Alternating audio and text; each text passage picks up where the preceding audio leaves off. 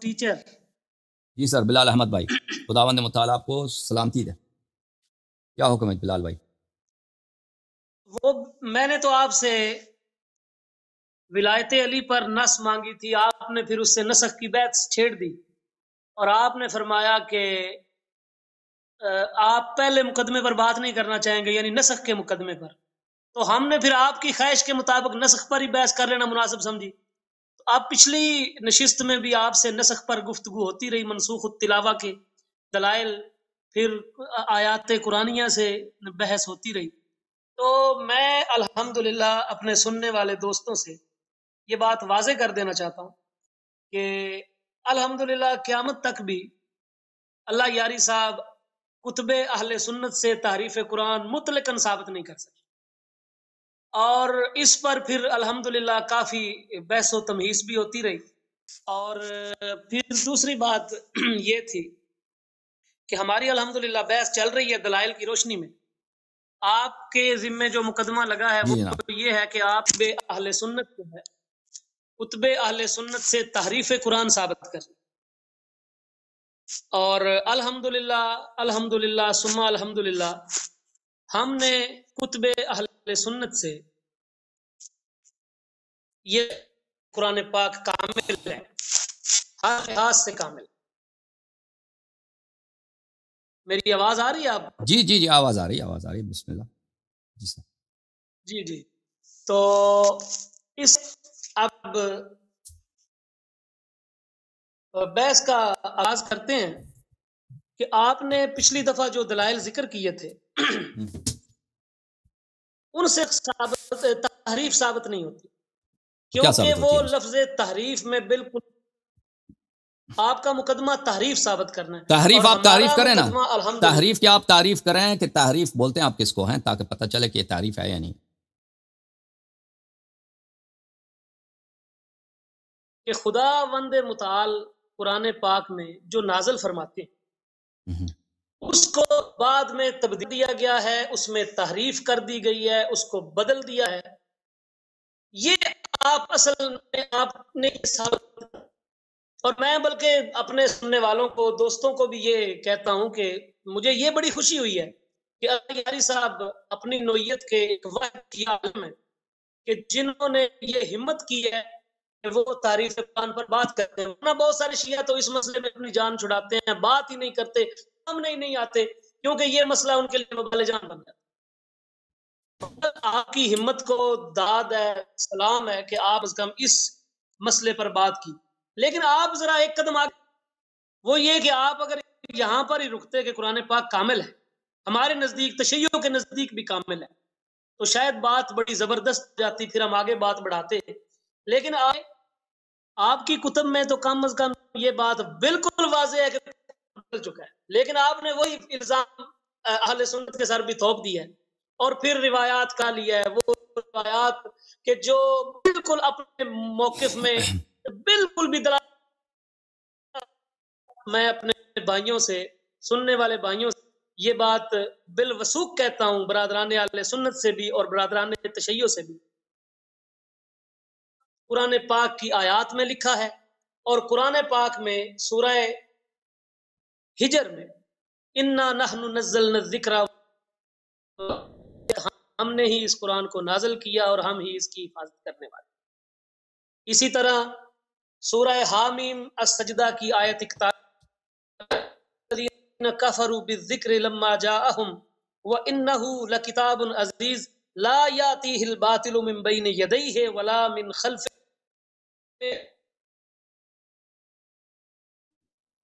اس کے آگے اور پیچھے سے کسی قسم کا باطل جو ہے اس میں شامل نہیں ہو سکتا، اور یہ اس اللہ کی نہ کرتا ہے جو حکیم بھی ہے اور حمید بھی ہے. تو یہ قرآن پاک کی حفاظت پر واضح طور پر دلالت کرتی ہیں، اور یہ اللہ کی آخری حجت ہے اس دنیا. اگر اس کتاب نے بدل جانا ہوتا تو جس بدلی ہیں اور اس کے بعد نئی کتابیں آتی رہی ہیں، اس کے بعد نئے رسول آتے رہے ہیں، لیکن چونکہ یہ زمین پر خدا کی آخری حجت تھی، اس کا بالکل ناممکن. ہم تورات اور انجیل میں ایسی کوئی آیت نہیں دیکھتے کہ جس میں لکھا ہو کہ ہم نے اس قرآن کو اس تورات کو نازل کیا ہے اور ہم اس کی بات کریں. تو وہ کتابیں منزل من اللہ تھیں لیکن ان کی حفاظت کا ذمہ نہیں لیا گیا تھا. اور پھر دوسری بات یہ کہ جب بھی کسی کتاب میں تحریف ہوتی تھی تو اس کے بعد ایک رسول آتے تھے, رسول کا سلسلہ جاری تھا, بعد میں کتابیں آتی رہیں, تو جو کوئی تعریف وغیرہ ہوتی تو پچھلے جو بعد میں رسول آتے تھے وہ کتاب کو بالکل ان تعریفات کو باطل کر دیتے اور اللہ کی کتاب لاتے تھے جو پچھلی کتاب کی تصدیق کرتے. لیکن اب یہ کتاب بھی آخری ہے, یہ رسول بھی آخری ہے. جس طرح اس رسول کی رسالت میں کوئی شک نہیں اور اس کی رسالت پوری دنیا پر حجت ہے, بالکل اسی طرح یہ کتاب بھی آخری کتاب ہے اور اس کتاب کا ایک ایک حرف ایک ایک لفظ خدا بند متعال کے حفاظت میں ہے. اور اسی طرح تواتر کے ساتھ نقل کے ساتھ جس طرح صحابہ تمام لوگوں نے اس کو نقل کیا ہے, اس کو نوٹ کیا ہے, اس کو درج کیا ہے, اس کو حفظ کیا ہے اور یہ تواتر کے ساتھ ہم تک پہنچی ہے. اب کوئی شاذ روایات, پھر مجروح راویوں کی روایات, اخبار احاد, ان میں قطعاً اتنی طاقت نہیں. میرے برادران اہل سنت بھی سن رہے ہیں, برادران بھی سن رہے ہیں کہ میں بڑے وثوق کے ساتھ کہتا ہوں کہ کوئی روایت ذخیرہ حدیث میں ایسی نہیں ہے کہ جو اس کتاب کی کسی طرح کی تحریف ثابت کرتی ہو. اور آپ نے بھی الحمدللہ, میں اللہ کا شکر ادا کرتا ہوں کہ آپ نے دائیں بائیں کی کئی روایات کا سہارا لیا ہے, لیکن اسی روایت سے آپ تحریف ثابت نہیں کر سکتے. کہیں تو وہ آیات جو تھی وہ منسوخ کے ذیل میں آتی, کہیں آیات جو تھی وہ مقدر جملے کی شکل میں آتی تھی, کہیں آپ نے صحاحت و قرات شاذہ کا لیا ہے, لیکن آپ کتب سے ایک روایت بھی ایسی الحمدللہ نہیں پیش کر سکے کہ جو آپ کے دعوے پر بالکل صریح ہو. یہاں سے ہم بحث کا آغاز کرتے ہیں اور انشاءاللہ اگر آپ نے وقت دیا اور آپ کی محبت شامل حال رہی تو میرے بھائی سن رہے ہیں کہ انشاءاللہ جو آپ نے پچھلے لیکچر میں روایات کے سہارے لیے تھے میں انشاءاللہ سب کے جوابات پیش کر دوں گا اور حقیقت بالکل واضح کر دوں گا. اگر قرآن کے الفاظ میں کمی بیشی نہیں ہے, اس بحث کو اگر چھوڑتے ہیں تو معانی میں کیا کہتے ہو آپ لوگ؟ وہ معانی جو رسول صلی اللہ علیہ وسلم کی جانب سے ہوں. اجازت دیں, نہیں ہٹ گئے, نہیں ہٹ گئے. میں کہتا ہوں ایک منٹ, ایک لمحے کے لیے چھوڑتے ہیں, ایک لمحے کے لیے فرض اس کو سائڈ پہ رکھتے ہیں, اس نزاع کو الفاظ والے کو پیچھے نہیں ہٹا. عرض یہ ہے کہ آپ نے پھر کیوں اس مسئلے سے نہیں, میں ہٹا نہیں ہے, بات کامل کر رہے تھے نا, ایک ابھی سمجھ میں آئے گی. الفاظ کا ہمارا موقف یہ ہے کہ الفاظ کے متعلق جو ہمارے مختلف جو مخالف بھائی ہیں ان کے روایات متواتر ہیں کہ الفاظ قرآن میں کمی بیشی نہیں ہے, کمی ہے, ترتیب میں آگے پیچھے ہے قرآن کے. لیکن اس بحث کو ہم چھوڑتے ہیں. لیکن معانی, قرآن کے معانی جتنے الفاظ اہم ہیں, قرآن کے معانی اتنے ہی اہم ہیں. اس میں شک ہی نہیں کہ معانی سے کھو گئے. نہیں, میری بات ختم نہیں ہوئی, ایک منٹ بھائی صاحب, آپ نے جو باتیں کی نا میں اس کے جواب. قرآن کے اس میں کوئی شک ہی نہیں ہے, قرآن کے معانی ان کے پاس ناقص ہی ناقص ہیں, نقصان ہی نقصان ہے, کچھ پہنچا ہی نہیں ان کے نزدیک. ان کے پاس کیا ہے؟ قتادہ کا قول ہے, مجاہد کا قول ہے, سعید ابن جبیر کا قول, زیادہ سے زیادہ ابن عباس کا قول ہے, وہ بھی کچھ, وہ اسانید سب کے سب ان کے ضعیف, تقریباً سب کے سب اسانید ان کے احادیث جو ہے کچھ صحابہ کے اقوال ہیں, کچھ تابعین کے اقوال ہیں, اسانید وہ بھی ضعیف ہیں. رسول اللہ صلی اللہ علیہ وسلم سے روایات بہت کم ہیں اور صحیح روایت تو نہایت ہی کم ہے. شان نزول میں روایات ان کے پاس بہت کم ہے. کہنے کا مقصد یہ ہے کہ قرآن جو ان کے پاس کوئی رسول صلی اللہ علیہ وسلم کے بعد ایسا کوئی شخص بھی نہیں ہے کہ جو علم پیغمبر صلی اللہ علیہ وسلم کی سینے میں تھا ان کے سینے میں ہو. ہمارے نزدیک تو یہ ہے کہ رسول صلی اللہ علیہ وسلم کے بعد کچھ بھی نہیں, کچھ بھی کوئی چیز بھی ناقص نہیں ہوا. قرآن بھی کامل, سنت بھی کامل, قرآن کے معانی بھی کامل, معجزات بھی کامل, سب کچھ جو ایسا کہ جیسے رسول صلی اللہ علیہ وسلم زندہ ہو. کیونکہ علی علیہ السلام بالکل رسول جیسے ہیں, ان کے بعد امام حسن علیہ السلام, ان کے بعد امام حسین علیہ السلام, سارا علم ان کے پاس ہے. لیکن ان کے پاس تو ایسا ہے نہیں. یہ کہتے ہیں دین کامل ہو گئے, رسول صلی اللہ علیہ وسلم چلے گئے, دین کامل ہو گئے, تو بتاؤ یہ قرآن کے معانی کہاں؟ قرآن کے معانی ان کے پاس کچھ بھی نہیں ہے, بس قرآن کے الفاظ ہیں اور معانی پر وہ بھی سطحی معانی, صرف جو لفظی دلالت ہے, لفظی دلالت, وہ اسرار کی بات نہیں کر رہا, پردوں کے پیچھے, قرآنی پردوں کے پیچھے کیا نور ہے اس کی بات نہیں کر رہا, صرف الفاظ کی بات کر رہے ہیں. قرآنی الفاظ کے جو مدلولات ہیں اس پہ اختلاف ہے اور پتہ نہیں چلا کس کی بات صحیح ہے. اب انہوں نے, اب آتے ہیں الفاظ قرآن کی طرف. کیا الفاظ قرآن میں بیشی ہے، کمی ہے؟ ایک بات ہے ترتیب کی عزیز، یہ تو مسلم ہے کہ ترتیب قرآن یہ ترتیب نزول نہیں، ٹھیک ہے نا، یہ ترتیب نزول نہیں، یہ ترتیب جمع جو ہے یا اس کو ترتیب تلاوت بولتے ہیں. یہ تو اجماعی بات ہے. اب اس بات پہ اب میں کبھی لیکچر دوں تو اس بات کو بہت واضح کر دوں گا، کیونکہ اس بات کے دلائل بہت زیادہ ہیں. عام مسلمان سمجھتے ہیں کہ یہی ترتیب، یہی جو قرآن مجید ہے، سورہ فاتحہ پہلے ہے، اس کے بعد سورہ بقرہ ہے، سورہ آل عمران، اس طرح آخر میں سورہ والناس ہے، یہ اللہ کی جانب سے آیا. اس بات کی کوئی دلیل نہیں ہے عزیزو، بلکہ اس کے برعکس علماء کی تصریحات ہیں ان کے، اور شواہد اسی بات پر ہے کہ یہ جنہوں نے قرآن جمع کیا ان کے اجتہادات ہیں، انہوں نے اس طرح جمع کیا. اسی طرح آیات کی جو ترتیب ہے یہ بھی ثابت نہیں ہے، بالخصوص طویل سوروں میں کہ یہ ترتیب جو ہے رسول پاک صلی اللہ علیہ وسلم. چھوٹے سورتوں میں اس میں ہے، سورہ واقعہ ہے، سورہ رحمان ہے، سورہ قل واللہ احد ہے، وہ سیاق سے پتہ چل جاتا ہے وہ کہ ان میں ترتیب وہی ہے. لیکن باقی طویل صورتوں میں اس طرح نہیں، بلکہ ان کے علماء کے اپنے اقوال بھی میں انشاءاللہ اگر کبھی بات کریں گے تو دکھا دیں گے. یہ ان باتوں پہ سے کوئی پردہ نہیں اٹھا. اوکے، ان باتوں پر یہ باتیں جو ہیں یہ تفصیل کی باتیں ہیں، اور علماء ان مسائل کو نہیں چھیڑتے. اچھا، آپ ذرا مجھے ٹائم دیجئے. اچھی بات ہے. اب آتے ہیں، آپ نے جو آیات کا ذکر کیا ہے عزیزو، اب کہتے ہیں نا کوئی بھی ادعا کوئی بھی ہو، یہ بات یاد رکھیے، بہت ہر انسان اگر میری بات پہ غور کرے تو اس کے لیے بہت واضح ہے اس کی حقیقت کی بات سچ ہے. ادعا اگر وہ بدیہی ہے اس کی دلیل نہیں مانگتے. اگر ادعا بہت واضح ہے، میں ادعا کرتا ہوں کہ فرض کریں پاکستان ایشیا میں، پاکستان کا دارالخلافہ اسلام آباد ہے، پاکستان سن 1947 میں بنا، تو یہ تو واضح بات ہے، اس کی دلیل نہیں مانگتے، ٹھیک ہے نا. لیکن اگر بات ایسی ہو کہ واضح نہیں ہے، بدیہی نہیں ہے، اس کے لیے دلیل کی ضرورت ہے. مثلا ہم کہتے ہیں کہ قرآن کامل ہے یا کامل نہیں ہے. قرآن کامل ہے یعنی جس طرح اللہ نے نازل کیا ہے اس میں کسی چیز کی کمی نہیں ہوئی، یا جس طرح اللہ نے نازل کی اس میں کمی ہوئی ہے. یہ دونوں باتیں بدیہی نہیں ہیں. اس طرح نہیں ہے کہ ابھی سورج کی طرف دیکھو، یہ سورج واضح ہے، اس طرح یہ دلیل مانگتا ہے. یہ دلیل، جیسے ہم کہتے ہیں نماز صبح، مثلا نماز صبح 2 رکعت ہیں، 2 رکعت، یہ طریقہ ہے، یہ دلیل مانگتا ہے. یہ ایک بدیہی بات نہیں ہے کہ اس کی کوئی دلیل کی ضرورت ہی نہ ہو، ٹھیک ہے. اب جب بات کرتے ہیں قرآن میں تحریف ہوئی یا نہیں ہوئی، ٹھیک ہے عزیزو. اغلب شیعہ علماء کا ابھی فی الحال ہمارے عصر میں عقیدہ یہی ہے، ان کا قول یہ کہتے ہیں قرآن میں کوئی کمی بیشی نہیں.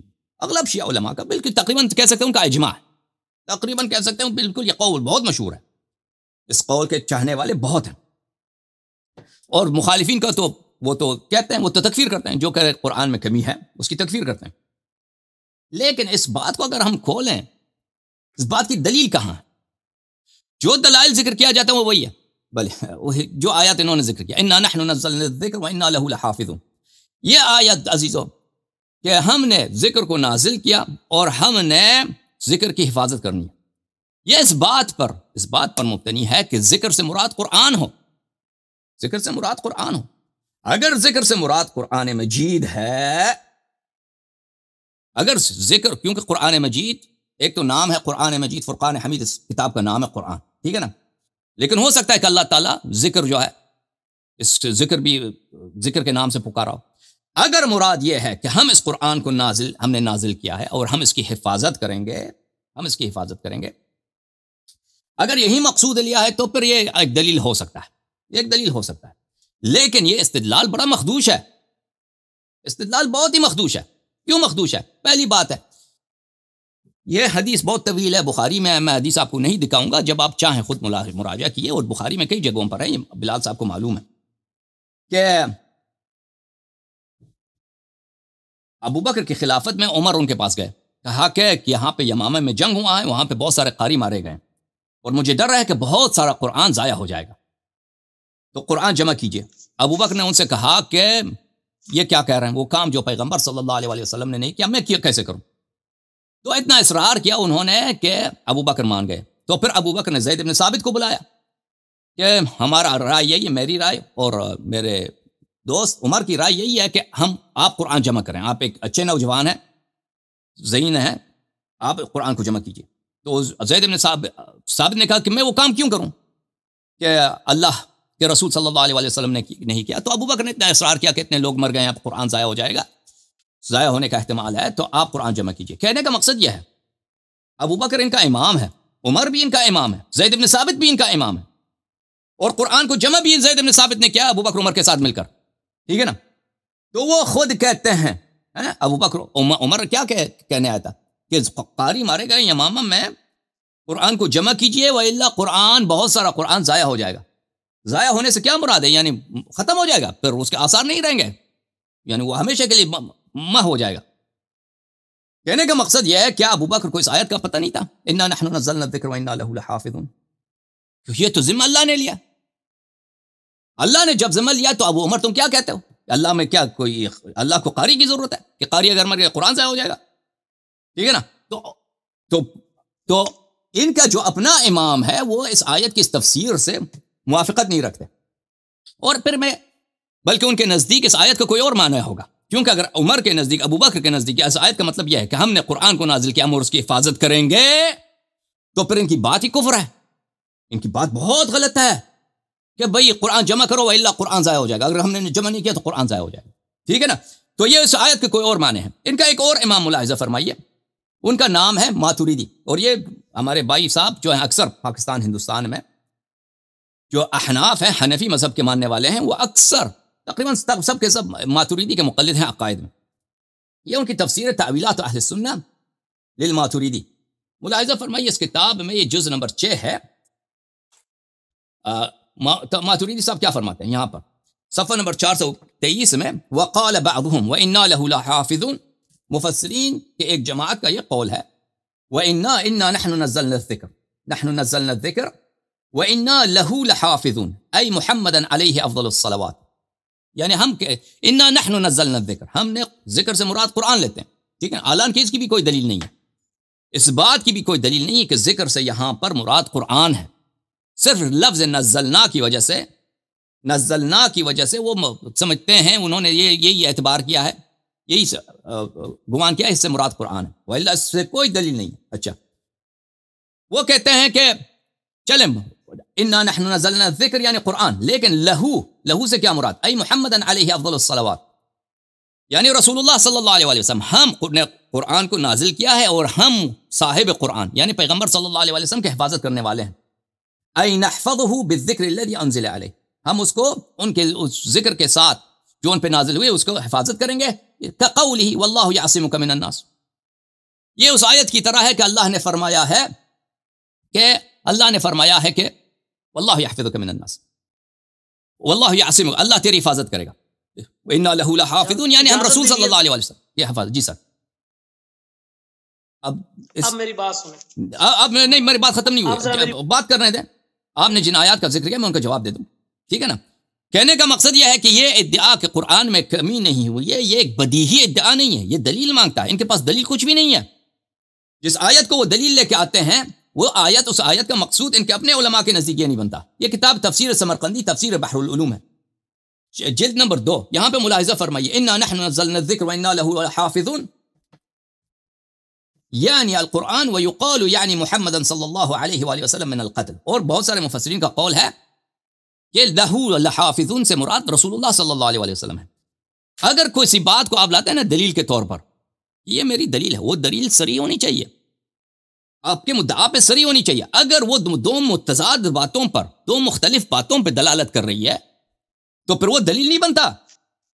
اور پھر اپنے علماء کا سیرہ دیکھیے, صحابہ کا سیرہ دیکھ لیجئے, اور پھر ان کے اقوال دیکھ لیجئے. اب یہ کہتے ہیں کہ ہم نے, آپ نے کہا کہ میں نے ثابت نہیں کیا نا آپ کی کتب سے, آپ نے وہ بلی لا یاتیہ الباطل من بین یدیہ ولا من خلفہ, اس کا بھی جواب دینے دوں, مجھے دینے دیں, اس کا بھی جواب دے دوں. ہاں, اس آیت کا بھی جواب دے دوں عزیزو, کہ یہ کہتے ہیں ہمارے پاس دلیل ہے. دیکھیں عزیزو, دلیل ایسی ہونی چاہیے جو مدعا میں صریح ہو, مدعا کو ثابت کرے. مثلا میں کیسی دلیل لے کے آتا ہوں نا, مثلا من کنت مولا فعلی علی علیہ السلام مولا, یہ حضرت کہتے ہیں یہ حدیث کو ہم مانتے ہیں, حدیث صحیح ہے, لیکن مولا سے کیا مراد ہے؟ مولا سے دوست مراد ہے. رسول اللہ صلی اللہ علیہ وسلم نے فرمایا جس کا میں دوست ہوں علی علیہ السلام اس کے دوست ہیں. یہ اس کو دوسرے معنوں میں لیتے ہیں, ٹھیک ہے نا. تو میرے لیے کیا ثابت کرنا ہوگا؟ میرے لیے ثابت کرنا ہوگا کہ نہیں, یہاں پہ لفظ مولا سے مراد دوست نہیں ہے, لفظ مولا سے مراد اولا بالتصرف ہے, اولا ہے, النبی اولا بالمؤمنین من انفسهم.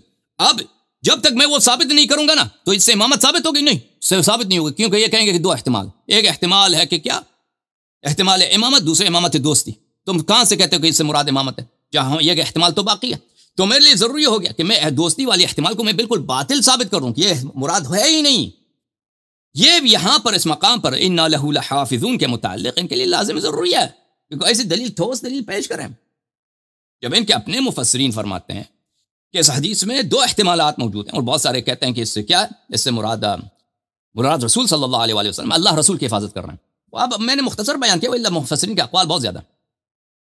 اب دوسری آیت سورہ فصلت میں ان الذین کفروا بالذکر لما جاءہم وانہ لکتاب عزیز، جو کافر ہیں انہوں نے ذکر جب ان کے پاس آیا ہے، ذکر سے مراد رسول صلی اللہ علیہ وآلہ وسلم ہے، ذکر سے مراد قرآن مجید ہو سکتا ہے۔ وانہ لکتاب عزیز، یہ کتاب عزیز ہے، لا یأتی الباطل من بین یدیہ لا من خلفہ، باطل بین یدی آگے کو بولتے ہیں، اس سے آگے سے نہیں آتا اور اس کے پیچھے سے نہیں آتا۔ تنزیل من حکیم حمید، یہ حکیم حمید کی تنزیل ہے۔ اچھا، اس آیت کے متعلق میں آپ کی خدمت میں عرض کروں، ان کے اپنے جو علماء ہیں، یہ کتاب تفسیر الطبری ہے، چھاپدار ابن الجوزی، جو سب سے ان کی مشہور تفسیر ہے، صفحہ نمبر 495، لا یأتی الباطل من بین یدیہ ولا من خلفہ تنزیل من حکیم حمید۔ اس کے متعلق فرماتے ہیں اختلف اہل التأویل فی تأویلہ، مفسرین نے اس آیت کی تفسیر میں اختلاف کیا ہے۔ فقال بعضهم معناه لا يأتيه النکیر من بین یدیہ ولا من خلفہ،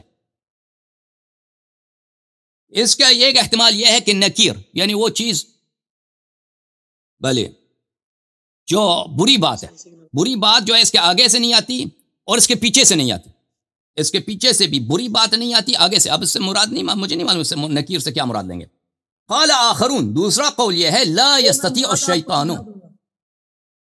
الشیطان ان ينقص منه حقا ولا يزيد فيه باطلا، شیطان، دوسروں نے کہا کہ اس سے مراد کیا ہے کہ شیطان اس میں سے حرف ایک لفظ کم نہیں کر سکتا اور اس میں کسی باطل کا اضافہ نہیں کر سکتا، والباطل هو الشیطان، باطل شیطان۔ اچھا، تیسرا احتمال کیا ہے؟ قال آخرون معناه